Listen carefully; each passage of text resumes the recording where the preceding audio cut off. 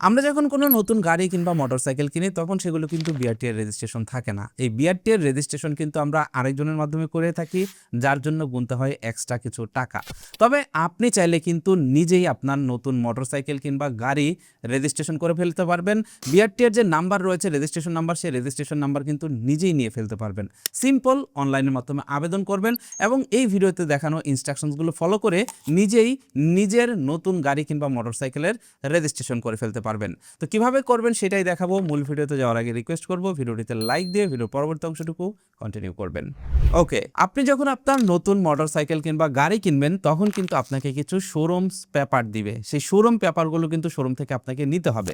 শুধুমাত্র কিন্তু ইনভয়েস না, বেশ কিছু ডকুমেন্ট রয়েছে যেগুলো শোরুমের কাছে থাকে, যেগুলো আপনার মোটরসাইকেল কিংবা গাড়ি রেজিস্ট্রেশনের জন্য কিন্তু লেগে থাকে। আপনি যেটা বলবেন শোরুমে গিয়ে যে আমি আমার মোটরসাইকেল কিংবা গাড়ি নিজেই রেজিস্ট্রেশন করব, আমাকে সকল ডকুমেন্টগুলো দিয়ে দিন। সর্বপ্রথম আপনাকে এই জিনিসগুলো কালেক্ট করতে হবে। আপনি শোরুমে গিয়ে আপনার গাড়ির যাবতীয় যত কাগজপত্র রয়েছে সকল কাগজগুলো আপনি শোরুম থেকে নিয়ে নেবেন। এরপর আপনি যেটা করবেন, আপনার মোবাইল ফোন কিংবা কম্পিউটার থেকে যে কোনো একটি ব্রাউজার ওপেন করবেন। ব্রাউজার ওপেন করার পর ইউআরএল বারে টাইপ করবেন বিএসপি লিখে সার্চ করলে দেখতে পারবেন সবার উপরেই আপনাদের সামনে চলে আসবে বিএসপি বিআরটিএ সার্ভিস পোর্টাল। এটাতে ক্লিক করলে আপনাকে লগ ইন ইন্টারফেসে নিয়ে আসবে। আপনি এখান থেকে এই অপশনটিতে ক্লিক করবেন। আপনাদের সুবিধার জন্য লিঙ্ক ভিডিও ডিসক্রিপশন বক্সে দেওয়া থাকবে। এবার আপনি এইখানে আসলে দেখতে পারবেন আপনি এরকম একটা ইন্টারফেস পাবেন যেখানে প্রবেশ করুন এবং নিবন্ধন নামের দুইটা অপশন রয়েছে। আপনি যদি আপনার গাড়ি বা মোটরসাইকেল রেজিস্ট্রেশন করতে চান তাহলে অবশ্যই আপনার বিএসপি অ্যাকাউন্ট করতে হবে। এর জন্য আপনি এখান থেকে নিবন্ধন লেখাতে ক্লিক করবেন। এখানে আপনার জাতীয় পরিচয়পত্র অনুযায়ী জন্ম তারিখ দিবেন, এখানে জাতীয় পরিচয়পত্রের নাম্বার দিবেন, মোবাইল নাম্বার দিবেন, সিকিউরিটি কোড দিবেন, দিয়ে অনুসন্ধান লেখাতে ক্লিক করে আপনি অ্যাকাউন্টটা তৈরি করে ফেলবেন। কিভাবে অ্যাকাউন্ট তৈরি করতে হয় এই বিষয়ে যদি আপনাদের ইন ডিটেলস জানার দরকার থাকে তাহলে আমাদের ভিডিও ডিসক্রিপশন বক্সে লিঙ্ক দেওয়া থাকবে ভিডিওর, সেই ভিডিওটি দেখে আপনি অ্যাকাউন্ট তৈরি করে নেবেন। আমাদের যেহেতু অ্যাকাউন্ট করা আছে তাই আমরা প্রবেশ করব। এর জন্য এখান থেকে প্রবেশ করুন লেখাতে ক্লিক করলাম। প্রবেশ করুন লেখাতে ক্লিক করলে এখানে ইউজার নেমের জায়গায় আপনি আপনার মোবাইল ফোন নাম্বারটা দিবেন এবং পাসওয়ার্ডের জায়গায় আপনার পাসওয়ার্ডটা দিবেন, যেটা দিয়ে আপনি অ্যাকাউন্ট তৈরি করলেন। এরপর নিচে যে ক্যাপচা কোডটা থাকবে এই ক্যাপচা কোডটা অ্যাজ ইট ইজ এখানে টাইপ করে দিয়ে লগ ইন লেখাতে ক্লিক করবেন। এবার দেখতে পারবেন আপনার অ্যাকাউন্টে লগ ইন হয়ে যাবে এবং দেখতে পারবেন এই জায়গাটাতে আপনাকে এরকম একটা ড্যাশবোর্ডের ভিতরে নিয়ে আসবে। এইখানে দেখতে পাচ্ছেন এই যে প্রোফাইল নামের একটা আইকন রয়েছে। নতুন অ্যাকাউন্ট থাকলে এখান থেকে এই প্রোফাইল আইকনে ক্লিক করে আপনাকে জাতীয় পরিচয়পত্রটা ভেরিফাই করে নিতে হবে। এই বিষয়ে বিস্তারিত যে ভিডিও রয়েছে আমাদের, সেই ভিডিওটি দেখলেই কিন্তু আপনি বুঝতে পারবেন। এবার আপনার অ্যাকাউন্ট তৈরি হয়ে গেলে এখানে মোটরসাইকেল বা গাড়ি রেজিস্ট্রেশন করার জন্য আপনাকে যেটা করতে হবে এখান থেকে মোটরযান সংক্রান্ত এই লেখাটিতে ক্লিক করতে হবে। এখানে ক্লিক করার পর দেখতে পাচ্ছেন মোটরযান নিবন্ধনের জন্য আবেদন। তার মানে আপনার গাড়ির রেজিস্ট্রেশনের জন্য আবেদন করতে হলে আপনাকে এই লেখাটিতে ক্লিক করতে হবে। এখানে ক্লিক করলে দেখতে পারবেন আপনাদের সামনে এরকম মোটরযান নিবন্ধনের তালিকা চলে আসবে। আমি যেহেতু ইতিমধ্যে এই জায়গাটিতে একটা মোটরযানের জন্য আবেদন করে রেখেছি তাই এখানে এটা শো করতেছে, তো আপনার কিন্তু এটা শো করবে না। আপনি যেটা করবেন এখান থেকে নতুন মোটরযান নিবন্ধন এই লেখাটিতে ক্লিক করবেন। এখানে ক্লিক করলে দেখতে পারবেন আপনার সামনে একটা ফর্ম চলে আসবে। এবার আপনি দেখতে পারবেন এখানে মোটরযানের ধরন, এখান থেকে আপনি সিলেক্ট করবেন যে আপনি কি রেজিস্ট্রেশন করতে চান। তো আমি যেহেতু বাইক রেজিস্ট্রেশন করবো তাই এখান থেকে মোটরসাইকেল সিলেক্ট করলাম। এবার এখান থেকে মোটরযানের শ্রেণী, এখানে দেখতে পাচ্ছেন মোটরযানের শ্রেণীর ভিতরে রয়েছে motorcycle small, motorcycle medium, motorcycle large.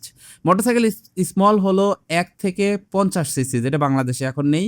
আর মিডিয়াম হলো 150 থেকে 125 সিসি। আপনার বাইকটি যদি আপনি যেটা রেজিস্ট্রেশন করতে চাচ্ছেন সেইটা যদি 150 থেকে 125 সিসির হয় এটা সিলেক্ট করবেন, আর যদি সেটা অ্যাভব 125 সিসি তার মানে 125 সিসি উপরে হয় তাহলে এটা সিলেক্ট করবেন। যেহেতু আমার গাড়িটা 155 সিসি তাই এটা সিলেক্ট করলাম। এবার এখান থেকে বৈদ্যুতিক মোটর কিনা, যদি বৈদ্যুতিক মোটর থাকে তাহলে হ্যাঁ দিবেন, না থাকলে না দিবেন। এবার এখান থেকে সিসি সিলেক্ট করবেন যে আপনার গাড়ি কত সিসি। এবার এখানে আপনার গাড়ির চেসিস নাম্বারটা দিবেন, ইঞ্জিন নাম্বার দিবেন। দেওয়ার পর প্রস্তুতকারক যে দেশ রয়েছে সেই প্রস্তুতকারক দেশ আপনি এখান থেকে সিলেক্ট করে দিবেন, প্রস্তুতকারকের নাম সিলেক্ট করে দিবেন। এইখানে যে যে তথ্য চেয়েছে এই তথ্যগুলো আপনি আপনার যে শোরুম পেপারস রয়েছে সেই শোরুম পেপারসের ভিতরেই কিন্তু এই তথ্যগুলো আপনি পেয়ে যাবেন। তো আপনি আপনার শোরুমের পেপারসগুলো দেখে এখানে প্রত্যেকটা তথ্য খুব সুন্দরভাবে নিখুঁতভাবে আপনি এখানে দিয়ে দিবেন। দেওয়া হয়ে গেলে আপনি এখান থেকে সংরক্ষণ করুন এই লেখাটিতে ক্লিক করবেন।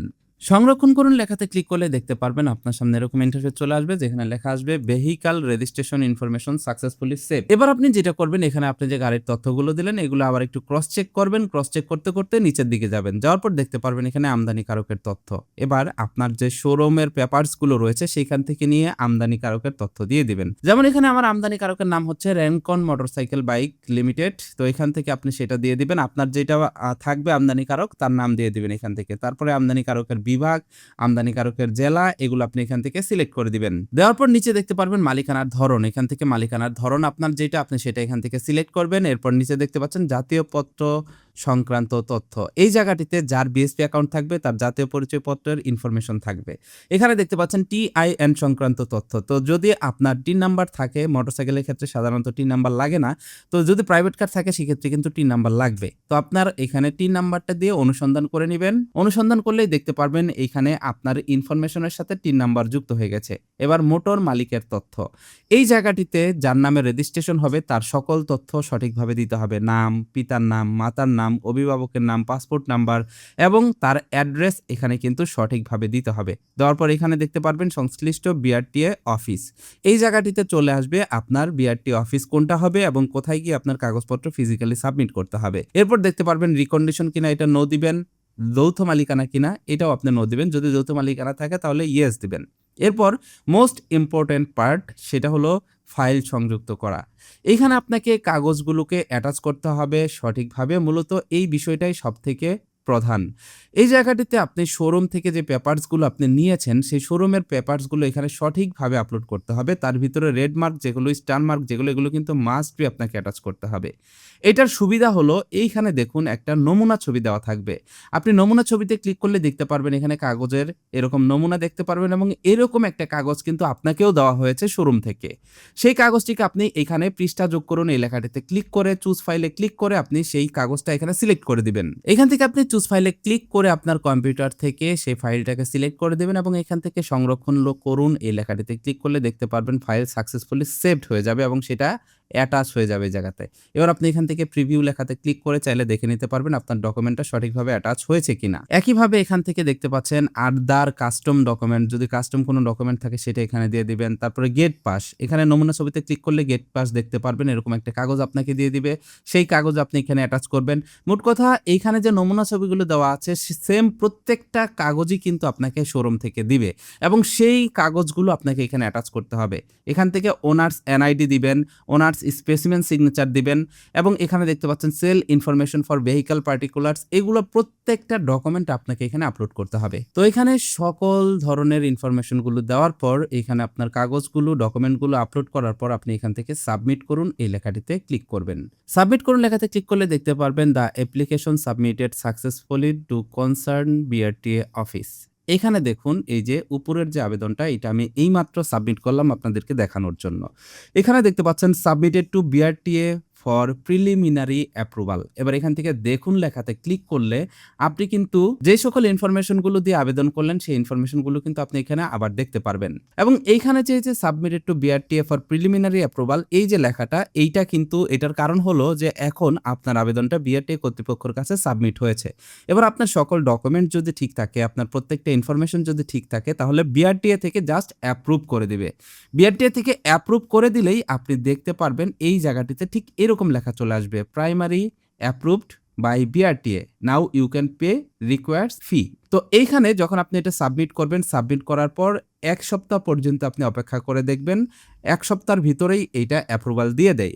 তো আপনার যদি তাড়াতাড়ি থাকে তাহলে আপনি যেটা করবেন, আপনার সংশ্লিষ্ট বিআরটিএ সার্কেলে চলে যাবেন, বিআরটি অফিসে গিয়ে আপনি তাকে বলবেন যে আমি অনলাইনের মাধ্যমে আবেদন করেছি, আমার এটাকে অ্যাপ্রুভাল করে দিন। হেল্প ডেস্কে যোগাযোগ করলেই তারা আপনাকে সহযোগিতা করবে এটা অ্যাপ্রুভ করে দিতে। অনেক সময় কিন্তু অ্যাপ্রুভাল পেতে দেরি হয়, এই লেখাটা আসতে কিন্তু দেরি হয়।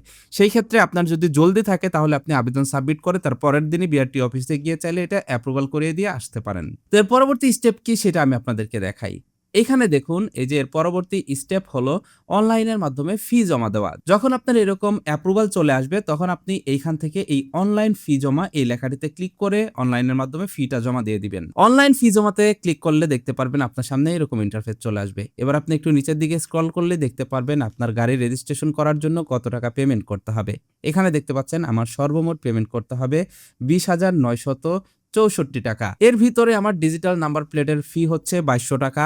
ইস্যু অফ ট্যাক্স টোকেন 10 বছরের ট্যাক্স টোকেন করব আমি, তার জন্য আমাকে পেমেন্ট করতে হবে এখানে 10,000 টাকা। ইস্যু অফ নিউ রেজিস্ট্রেশন, এখান থেকে নিউ রেজিস্ট্রেশনের জন্য আমাকে পেমেন্ট করতে হবে 3,000 টাকা।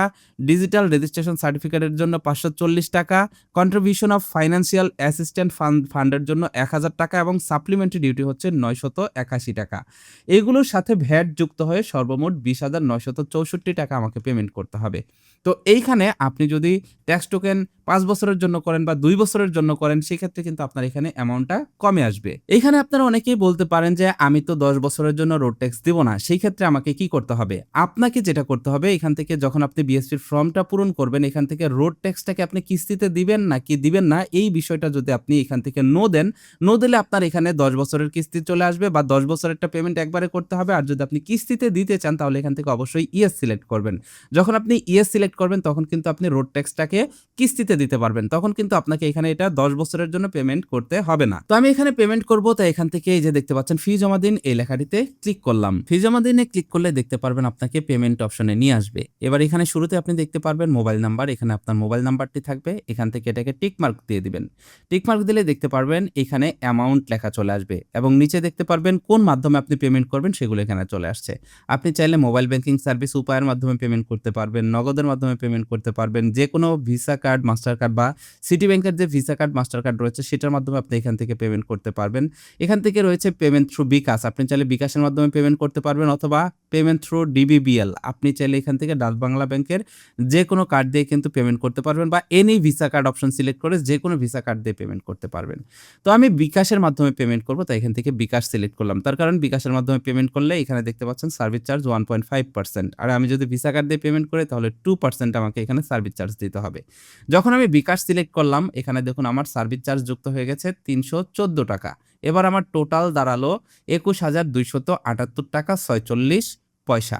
এবার আপনি এখান থেকে আই এগ্রি এই লেখাটিতে ক্লিক করবেন এবং এখান থেকে নিশ্চিত লেখাটিতে ক্লিক করবেন। ক্লিক করলে দেখতে পারবেন আপনাকে পেমেন্ট গেটওয়েতে নিয়ে যাবে। বিকাশ পেমেন্ট গেটওয়ে ওপেন হয়ে গেলে এবার আপনি এইখানে যে পরিমাণটা থাকবে, এই টাকার পরিমাণটা যেই বিকাশ অ্যাকাউন্টে আছে সেই বিকাশ নাম্বারটা এখানে দিয়ে কনফার্ম লেখাতে ক্লিক করবেন। কনফার্ম লেখাতে ক্লিক করলেই দেখতে পারবেন এইখানে বিকাশ থেকে আপনাকে একটা ওটিপি পাঠানো হবে, সেই ওটিপি নাম্বারটা এখানে দিয়ে দিবেন। ওটিপি নাম্বারটা এখানে দিয়ে কনফার্ম লেখাতে ক্লিক করবেন। কনফার্ম লেখাতে ক্লিক করলে দেখতে পারবেন এখানে আপনাকে বিকাশের পিন নাম্বার দিতে বলা হবে। এবার আপনি এখানে বিকাশের পিন নাম্বারটা দিয়ে কনফার্ম লেখাতে ক্লিক করলে দেখতে পারবেন আপনার বিকাশ থেকে টাকা কেটে নেওয়া হবে এবং আপনার পেমেন্টটা সাকসেসফুল হয়ে যাবে। এবং এইখানে দেখতে পারবেন আপনাকে এই যে দেখতে পাচ্ছেন হেয়ার লেখাতে ক্লিক করে মানি রিসিপ্টটা ডাউনলোড করতে বলবে। আপনি এখান থেকে হেয়ার লেখাতে ক্লিক করবেন। হেয়ার লেখাতে ক্লিক করলে দেখতে পারবেন আপনাকে এখানে নিয়ে আসবে এবং এখানে দেখতে পাচ্ছেন এই যে নিউ রেজিস্ট্রেশন, এখানে চেসিস নাম্বার লেখা চলে আসবে আপনার গাড়ির এবং এইখানে দেখতে পাচ্ছেন কত টাকা পেমেন্ট করেছেন। এবার এখান থেকে প্রিন্ট রিসিট এই লেখাটিতে ক্লিক করবেন। এখানে ক্লিক করলে আপনার সামনে মানি রিসিপ্টটা চলে আসবে,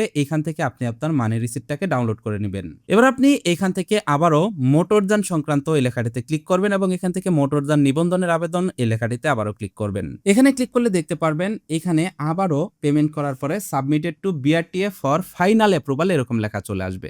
এবার বিআরটিএ এর কাছে আপনার এটা অ্যাপ্রুভালের জন্য চলে যাবে আপনার আবেদনটা। আপনি এখান থেকে দেখুন লেখাতে ক্লিক করবেন। দেখুন লেখাতে ক্লিক করার পর আপনি দেখতে পারবেন এখানে আপনার গাড়ির তথ্য চলে আসবে। এইখানে আপনি দেখতে পারবেন ডান পাশে রয়েছে মোটরযানের তথ্য প্রিন্ট করুন। এবার এখান থেকে এই মোটরযানের তথ্য প্রিন্ট করুন এই লেখাটিতে ক্লিক করবেন এবং দেখতে পারবেন এখানে আপনাদের সামনে একটা পেজ চলে আসবে। এই পেজটাকে আপনি ডাউনলোড করে নেবেন এবং আপনি এটাকে প্রিন্ট করে নেবেন। এবার আপনাকে কিছুদিন সময় অপেক্ষা করতে হবে। কিছুদিন সময় আপনি যখন অপেক্ষা করবেন, কিছুদিন পরে আপনি দেখতে পারবেন বিআরটিএ থেকে আপনাকে অ্যাপ্রুভাল দেওয়া হয়েছে। অ্যাপ্রুভাল দেওয়া হয়ে গেলেই এই জায়গাটিতে দেখতে পারবেন আপনার রেজিস্ট্রেশন নাম্বার চলে আসবে। যেমন দেখতে পাচ্ছেন এখানে কিন্তু আমার গাড়ির রেজিস্ট্রেশন নাম্বারটা কিন্তু চলে আসছে। যখন আপনি দেখতে পারবেন এখানে রেজিস্ট্রেশন নাম্বার চলে আসছে, আপনি চলে যাবেন বিআরটিএতে। বিআরটিএতে গিয়ে আপনার গাড়ির এই নাম্বারটা দেখাবেন এবং এই পেজটাকে দেখাবেন তাদেরকে। তারা যেটা করবে আপনার এই নাম্বারটা চেক দিবে, আপনার রেজিস্ট্রেশন নাম্বারটা চেক দিয়ে আপনাকে একটা ফর্ম দিয়ে দিবে ফিঙ্গারপ্রিন্টের জন্য এবং আপনার ট্যাক্স টোকেনটাকে আপনাকে দিয়ে দিবে। এবার আপনি সেই ট্যাক্স টোকেন এবং ফর্ম নিয়ে ফিঙ্গারপ্রিন্ট করবেন। ফিঙ্গারপ্রিন্ট করলেই আপনার রেজিস্ট্রেশন কার্ডের জন্য কিন্তু অ্যাপ্লাই হয়ে যাবে। পরবর্তীতে আপনি অপেক্ষা অপেক্ষা করবেন। আপনার রেজিস্ট্রেশন কার্ড চলে আসলে আপনি সেই রেজিস্ট্রেশন কার্ডটি কিন্তু নিয়ে নিতে পারবেন। তবে রেজিস্ট্রেশন কার্ড আসার আগেই আপনাকে যে কাগজ দুটো দেওয়া হলো ট্যাক্স টোকেনের সাথে, সেই কাগজ দিয়েই কিন্তু আপনি গাড়ি চালাতে পারবেন। এটাই হলো অনলাইনে আবেদন করে নতুন মোটরসাইকেল কিংবা গাড়ির রেজিস্ট্রেশন করার প্রসেস। আশা করছি এই প্রসেসটি ফলো করে আপনি নিজেই নিজের নতুন মোটরসাইকেল কিংবা গাড়ির রেজিস্ট্রেশন করে ফেলতে পারবেন। এর জন্য আর কারো কাছে যেতে হবে না। ভিডিওটি কেমন লাগলো কমেন্ট করে জানাবেন। সেই সাথে ভিডিওটি ভালো লাগলে বন্ধুদের মাঝে শেয়ার করবেন এবং এই ভিডিওটি যদি আপনার কাছে ইম্পর্টেন্ট মনে হয় তাহলে অবশ্যই আপনার ফেসবুকে শেয়ার করবেন। That's it for now. Take care. Bye by.